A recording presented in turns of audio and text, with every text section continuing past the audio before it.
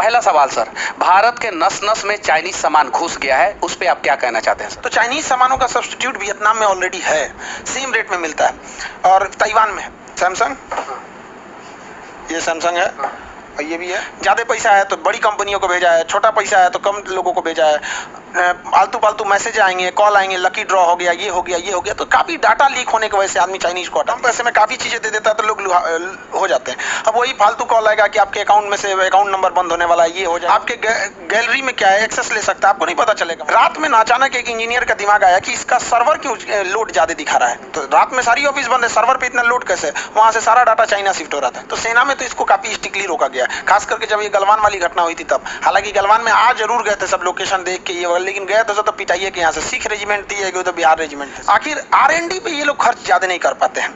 China के पास अभी एक मोबाइल आएगा ना, 2 महीने बाद उसमें एक नया फीचर डाल के रख देगा। वियतनाम से कोई आया उसको तुरंत उतारिए यहाँ पे, आज जो चाइना से आया शिपमेंट में लगा दिए, तुम्हारा शिप में पोल्यूशन ज्यादा है, ओवरलोड ज्यादा, 50 गो नियम कानून लाते, टाइम से पेंट नहीं हुआ, ये है वो जंग लग गया। और कुछ भी नियम क्या है, कोर्ट में जाओगे, हमारे यहाँ कोर्ट में गया तो इसे 4 दिन का 4 साल है, तो अपने से चला जाएगा वहां पर।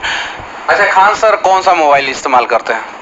सैमसंग, ये सैमसंग है, और ये भी है, और बहुत सारे लोग यहाँ पे जैसे हम, ये तो नया वाला सैमसंग है, ये नया वाला है, और वो पुराना वाला है, बहुत पुराना, ये पुराना वाला। हाँ पुराना वाला है। चाइनीज मोबाइल क्यों नहीं इस्तेमाल करते हैं? चाइनीज मोबाइल था पहले 1-2 में, मतलब स्टाफ लोग के पास भी था एक, उसमें डाटा लीक बहुत होता है, आपके अकाउंट में कितना पैसा है उसको पता है मैसेज के थ्रू, और वो उस हिसाब से, उसकी हैसियत के हिसाब से सबको बेच दिया। ज़्यादा पैसा है तो बड़ी कंपनियों को भेजा है, छोटा पैसा है तो कम लोगों को भेजा है, आलतू फालतू मैसेज आएंगे, कॉल आएंगे, लकी ड्रॉ हो गया, ये हो गया, ये हो गया, तो काफ़ी डाटा लीक होने की वजह से आदमी चाइनीज को हटा दिया। शायद यही रीजन है कि बड़े बड़े नेता, बड़े बड़े बिजनेसमैन, बड़े बड़े लोग, बॉलीवुड के जितने भी कलाकार हैं वो सभी, साउथ के जितने भी कलाकार हैं वो सभी जो है चाइनीज मोबाइल का इस्तेमाल नहीं करते हैं। नहीं करना नहीं चाहिए, बट क्या है ना कि वो कम पैसे में टारगेट करता है, कम पैसे में काफ़ी चीज़ें दे देता है तो लोग हो जाते हैं। अब वही फालतू कॉल आएगा कि आपके अकाउंट में से अकाउंट नंबर बंद होने वाला है, ये हो जाएगा, वो तो 3000 रुपया कम में चाइनीज मोबाइल जो है 12000 रुपया में कोई खरीद लिया, और सेम फीचर्स का मोबाइल जो है सैमसंग में 15000 रुपया में मिल रहा है, और वो आपका 2 साल में एक बार 10,000 रुपया बैंक खाली कर दिया।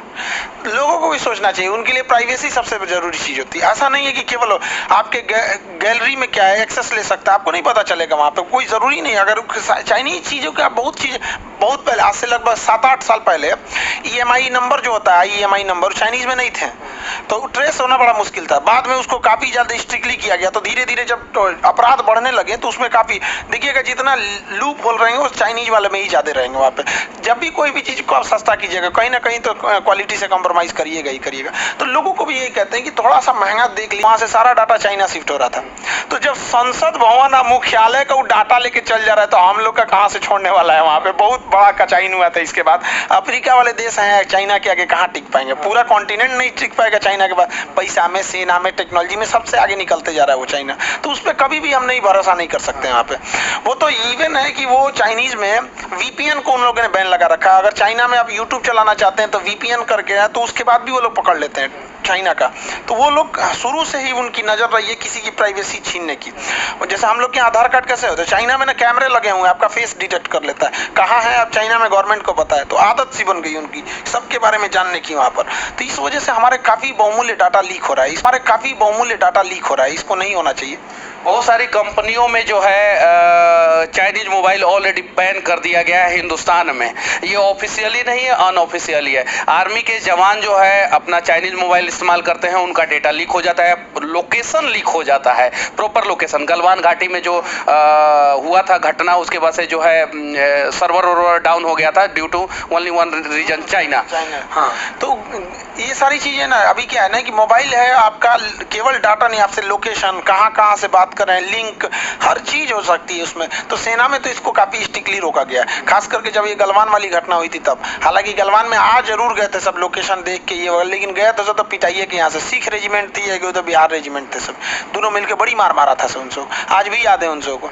तो अभी तो मौका भी हम लोग को काफी डिस्प्यूट हो ही रहा है ताइवान वगैरह में, तो एक तरह से इधर से भी हम लोग को सॉफ्टली शिफ्ट हो जाना चाहिए, चाइनीज को छोड़ के दूसरे पे शिफ्ट हो जाना चाहिए। हमारे यहाँ भी, हमारे देश में नहीं है तो हम चाइनीज चीज को छोड़ के दूसरे पे शिफ्ट हो सकते हैं, क्योंकि अगर चाचा से झगड़ा हो जाता है, हमारे अपने चाचा से, और बगल में उनका दुकान रहता है, तो उससे सामान हम नहीं खरीदते हैं और 3 किलोमीटर दूर बाजार में जाके सामान खरीदते हैं। तो चीन हमारा दुश्मन देश है। अगर मान लीजिए माइक्रोमैक्स, लावा, इंटेक्स, कार्बन पे हमें भरोसा नहीं हो रहा है, तो हम आईफोन पे भरोसा कर सकते हैं, हम सैमसंग पे भरोसा कर सकते हैं, एचटीसी पे, सोनी पे, पैनासोनिक पे, नोकिया पे, एलजी पे। ये सारा नॉन चाइनीज ब्रांड है और ये आपका डेटा कभी लीक नहीं करेगा, और इस मोबाइल का इस्तेमाल करेंगे तो आपका बैंक का अकाउंट खाली नहीं होगा। सही है कि नहीं? बहुत सारे गरीब लोगों का सर बैंक अकाउंट खाली हो जाता है, डेटा पता चल जाता है हैकर को कि इनके खाते में इतना पैसा है। ओटीपी ऑटोमेटिक क्लोनिंग हो जाता है, जैसे आपके मोबाइल में कोई ऐसा एप्लीकेशन है जो रीड करता है आपके मैसेजेस को, और क्या क्या मैसेज आए ओटीपी क्लोन करके दे देता है, जिससे अकाउंट खाली हो जाता है। तो इसके लिए क्या मतलब कि इंतजाम होना चाहिए? देखिए, हालांकि काफी हद तक इसको सिक्योर बनाया जा रहा है, भारत में भी इसमें काफी सिक्योर बनाया जा रहा है, उतने ही ज्यादा इसमें जागरूक भी रहने की बहुत ज्यादा जरूरत है। क्योंकि हम देखते हैं कि अगर बहुत सारे लोग हैं ना, जिनको अगर ज्यादा ट्रांजेक्शन करना है, तो उन लोग को एक सेपरेट रखना चाहिए वो चीज, ताकि उस नंबर या फिर उस चीज को, अक्सर देखा जाता है ना कि जो कॉलिंग नंबर रहता है, व्हाट्सएप नंबर रहता है, लोग वो भी सब चीज में वही दे दिए हैं। तो थोड़ा इससे क्लोनिंग चाइनीज मोबाइल में रखे, सब चाइनीज मोबाइल में रखे, तो इससे क्लोनिंग का डर बढ़ जाता है थोड़ा सा। तो ये थोड़ा सा इंसान को बाइफरकेट करके रखना चाहिए कि ये प्राइवेसी वाली चीजें इसमें और इस वाले नॉर्मल चीजें इसमें रखनी चाहिए यहाँ पे।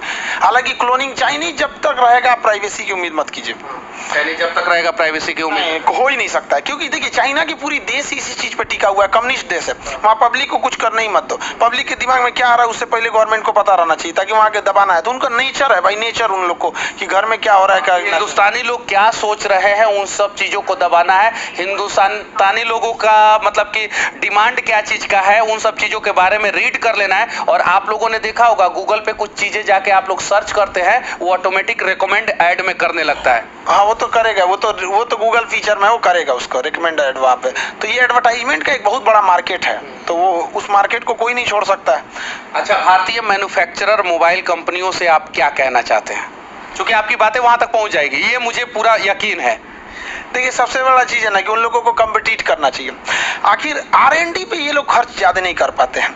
चाइना के पास अभी एक मोबाइल आएगा ना, 2 महीने बाद उसमें एक नया फीचर डाल के रख देगा। अब हमारे यहाँ क्या है ना कि अभी क्या है कि अभी आएगा, 6 महीने उसका प्रमोशन होगा, उसके बाद मार्केट पकड़ेगा, तब तक वो टेक्नोलॉजी पीछे होने लगती है। अब ये हम लोग को R&D पे ज्यादा वर्क करना चाहिए। तो गवर्नमेंट को एक अलग से फंड देना चाहिए कि जो इस पे खर्च कर रही है उनको हम लोग मतलब ज्यादा फैसिलिटी दे। साथ में कि जो बाहर की कंपनियां हैं उनको थोड़ा सा टैक्स में और बढ़ा दे। हालांकि वो अलग बात है कि WTO चिल्लाने लगता है, तो टैक्स में बढ़ा देना चाहिए उन लोग को। कस्टम में रोक देना चाहिए, पानी वाली जहाजें से ना लेके आएंगे लोग, पोर्ट पे फंसा दो, थोड़ा इधर उधर जैसे एकदम फंसा दीजिए। यहाँ पे कैसे भी पागल बन के रहिए, दूसरे को एकदम अपना देश को एकदम आगे करिए। स्टारबक्स कंपनी कॉफी की चलने कहाँ दिया चाइना में? नहीं चलने दिया। मर्सिडीज को नहीं चलने दिया, डोमिनोज को नहीं चलने दिया। वहाँ के लोग एकदम पागल हैं, हम अपना ही खाएंगे यहाँ पे, और कॉपी भी कर दिया उसका। तो हम लोगों को भी ना क्या है कि इस चीज को भी ध्यान रखना चाहिए। R&D थोड़ा वहां से ले लीजिए, 2-4 को वर्कर को लाइए, वो अपने बता देगा सारा चीज। तो साम दाम दंड भेद सब रखना चाहिए, साम दाम दंड भेद सब रखना चाहिए, तब जाके जो है भारत जो है मजबूत होगा। भारत की कमजोरी का, आर्थिक कमजोरी का अभी वर्तमान समय में सबसे बड़ा कारण क्या है? देखिए, इतने बड़े देश में डाइवर्सिफाई है, आप एक कारण नहीं कर सकते, क्योंकि हमारे यहाँ शहरी क्षेत्र है, ग्रामीण क्षेत्र है। जो बड़ा कारण सर चीन पे डिपेंडेंसी। हाँ, ये डिपेंडेंसी है चीन पे, लेट प्रोसेस है इंडिया में, बहुत सारी चीजें हैं। डिपेंडेंसी चीन में इंपोर्ट के मामले में तो बहुत ज्यादा है, खास करके इलेक्ट्रॉनिक्स चीज में। अगर चाइना से इंपोर्ट बंद होता है ना, इलेक्ट्रॉनिक्स अचानक रेट बढ़ जाएगा, इसलिए नहीं कर पाते हैं ये लोग। तो इन लोग को चाहिए कि सब्स्टिट्यूट रखे, वरना किसी दिन चाइना इसको as a war weapon use कर लेगा, अपना इंपोर्ट बंद कर देगा, पूरा एक्सपोर्ट बंद कर देगा। इन लोग के पास कोई ऑप्शन ही नहीं है, परेशान हो जाएंगे यहाँ पर। तो यहाँ की जनता चिल्लाने लगेगी कि 200 रुपया का चीप मेमोरी कार्ड 600 रुपया में मिल रहा है, 1200 रुपये वाला चीज 2000 में मिल रहा है। तो इन्हीं के लोग इन्हीं के ऊपर प्रेशर बना देंगे, तो अब जाके ये सुधरेगा सब। तो हम लोग का नेतृत्व तो इसे ही रहता है, सब एक ही चीज दिन भर ऊपर से नीचे खाली चुनाव सोचते रहता है। ना चाहते हुए भी खान सर ने बहुत बड़ी बात बोल दिया है। और मैं यही कहना चाहता हूं कि हम भारतीय अगर देशभक्त हैं और देश को मजबूत बनाना चाहते हैं तो दुश्मन देश पे डिपेंडेंसी हमें कम करना होगा। और चीन हमारा दुश्मन देश है और कहीं नहीं तो कहीं चीन का सब्स्टिट्यूट जो है वो ताइवान है, कोरिया है, वियतनाम है। बस भारतीय बिजनेसमैन को जो बिजनेस चीन से कर रहे हैं वो ताइवान, कोरिया और वियतनाम से करें। और कुछ ईमानदार कस्टम अधिकारियों से विनती करना चाहते हैं कि चीन के शिप को जो है आप लोग जो है पोर्ट पे फंसाए रखें। जो एक दिन में माल उतरता है चीन का ना, उसको 4 दिन फंसा दे। अगर आप लोग 4-4 दिन लेट चीन का शिप को करना शुरू कर देंगे, हमारे देश में ऑटोमेटिक चीन का सामान कम आना शुरू हो जाएगा और ताइवान, वियतनाम से हमारे बिजनेसमैन खरीदना शुरू कर देंगे। जैसे वियतनाम से कोई आया उसको तुरंत उतारिए यहाँ पे। आज जो चाइना से आया शिपमेंट में लगा दिए, तुम्हारा शिप में पोल्यूशन ज्यादा है, ओवरलोड ज्यादा, 50 गो नियम कानून लाते, टाइम से पेंट नहीं हुआ, ये है वो जंग लग गया है। और कुछ भी नियम क्या है, कोर्ट में जाओगे, हमारे यहाँ कोर्ट में गया तो इसे 4 दिन का 4 साल लग जाएगा। जैसे बांग्लादेश का एक प्लेन जो है, हवाई जहाज जो है इंदौर एयरपोर्ट पे खड़ा है और 4 करोड़ रुपया के आसपास का उसका किराया हो गया, पार्किंग चार्ज हो गया।